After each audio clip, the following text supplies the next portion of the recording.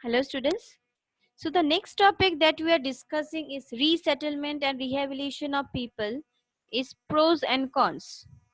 So you see, whenever there is a building of major projects like dam, national park, it requires moving the people who live there to a alternative site. That means major project like dam, national park require large area. So they have to evacuate the people in the surrounding areas to some other site. So this creates a disturbance among these people. Especially poor people, they are generally dependent on the natural resources. If I speak about the tribal people, their life is completely interwoven on the natural resources. So when this poor people they are relocated to some other place, they may face some scarcity of natural resources. They may not get the same amount of resources that they used to get earlier in their earlier shelter places.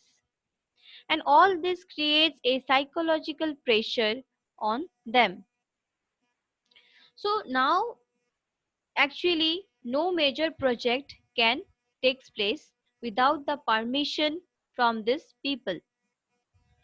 And the government should provide them good land. Good arable land should be provided to them so that they can be settled there.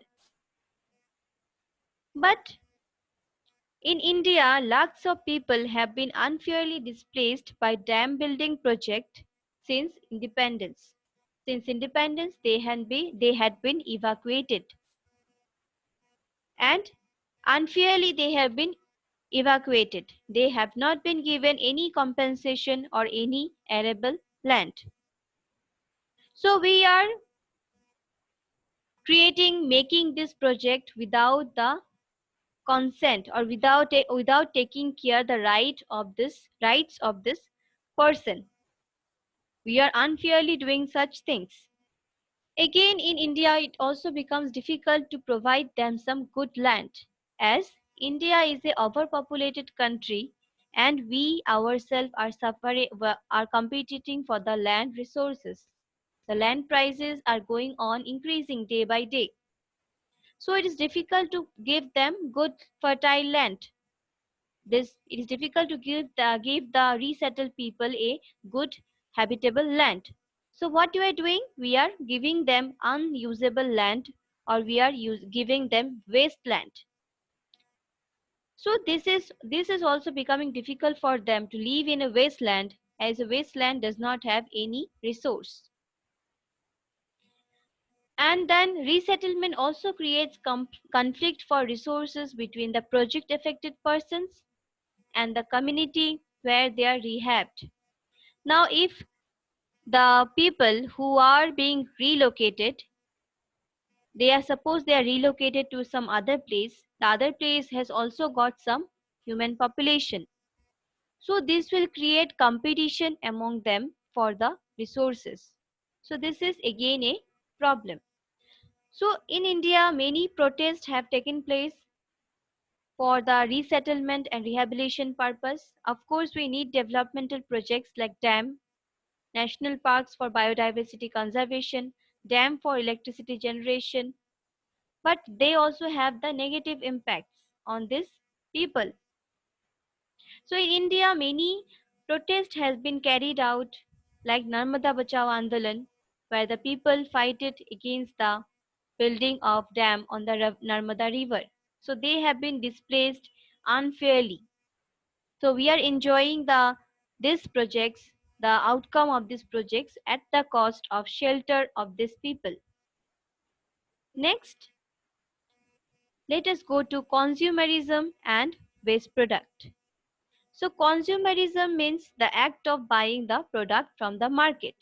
So nowadays, as we know that we are consuming more resources than we actually want. The developed countries are using more resources because the population is less there. People is enjoying more resources and hence they are generating more waste.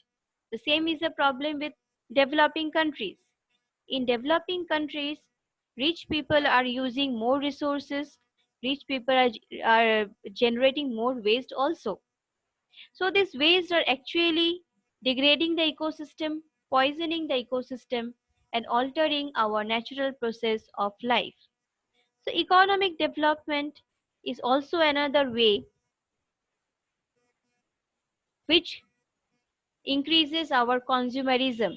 The more economically developed a country is, or economically developed a person is, the more likely he or she is to generate waste. More economic development means more consumerism. More consumerism means more waste generation. So ultimately, it is a waste of energy and material that needed for everyday living at a comfortable level. So we may need minimum resources for living a comfortable life, but you are actually we are over exploiting or overusing the energy resources and material, and as a result creating more waste products. So what are the problems caused by consumerism?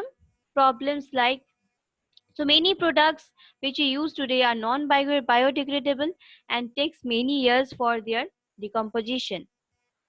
So the waste products that you are throwing out of our houses, many of them are non-biodegradable nowadays, and for their decomposition they require many years.